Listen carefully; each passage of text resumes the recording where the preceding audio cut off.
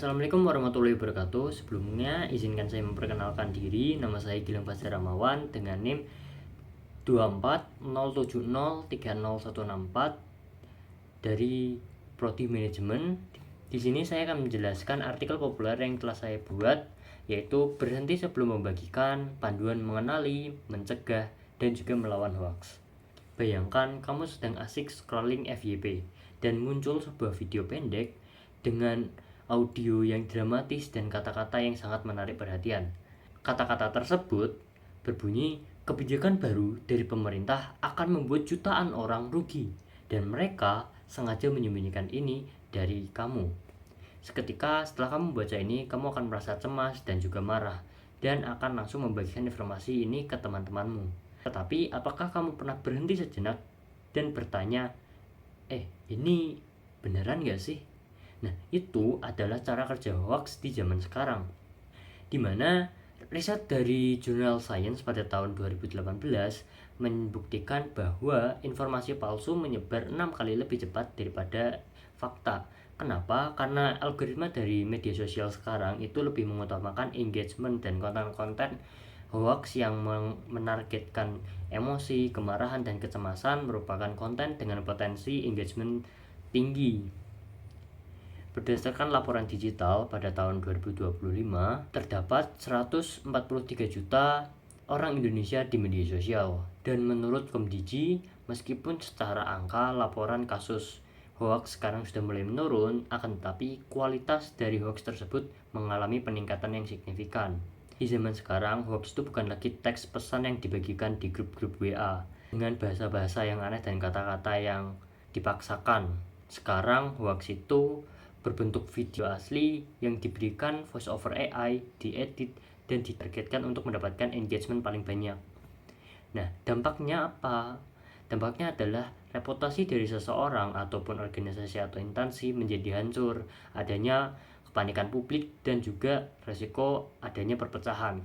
Supaya kita nggak gampang tertipu oleh hoax, kita harus tahu 3 anatomi informasi palsu. Yang pertama adalah misinformasi. Ini adalah informasi yang salah dan kita tidak tahu bahwa informasi ini salah. Dan kedua adalah disinformasi. Ini merupakan sebuah informasi ataupun konten yang memang sengaja dibuat untuk menipu seseorang. Nah, yang ketiga adalah malinformasi, di mana informasinya asli dan kontennya itu fakta, akan tetapi konten ini dibagikan atau dipublikasi dengan cara yang salah sehingga memberikan dampak negatif. Nah, terus bagaimana sih kita bisa mengenali informasi palsu ataupun hoax? Kamu bisa memperhatikan 6 red flag ini. Yang pertama adalah judul atau hook dari konten tersebut itu lebay dan memancing emosi kita. Yang kedua adalah sumber dan nama media ataupun sumber informasinya itu nggak jelas dari mana asalnya. Yang ketiga itu adalah konteks waktu dari informasi yang diberikan itu nggak jelas. Yang keempat, ketika kita melihat konten tersebut, kita akan merasa cemas, merasa marah, dan emosi yang mendadak. Selanjutnya yang kelima itu adalah terdapat banyak tipu ataupun kata-kata yang terkesan dipaksakan. Dan yang keenam adalah konten ataupun video ataupun informasi tersebut hanya dibagikan di satu akun saja, dan media-media besar di media sosial lainnya itu tidak mengangkat informasi tersebut. Ketika kamu menemukan konten ataupun informasi dengan ciri-ciri yang telah disebutkan tadi, kita nggak perlu panik. Kita bisa menggunakan metode yang telah dikembangkan oleh para ahli literasi digital. Metode ini disebut dengan SIFT, di mana S itu adalah stop, I investigate, F find, dan T trace. Jika kamu sudah yakin bahwa informasi yang kamu dapatkan ataupun konten yang kamu konsumsi itu merupakan hoax atau informasi palsu, kamu bisa langsung melaporkannya di platform-platform media sosial yang kamu gunakan. Dan juga jika perlu, kamu bisa memberikan komentar untuk meluruskan informasi-informasi dan memberikan peringatan terhadap orang-orang lainnya di media sosial tersebut.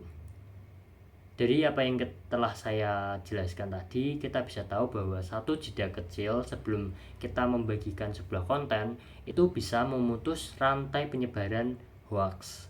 Sekian dari saya ucapkan terima kasih.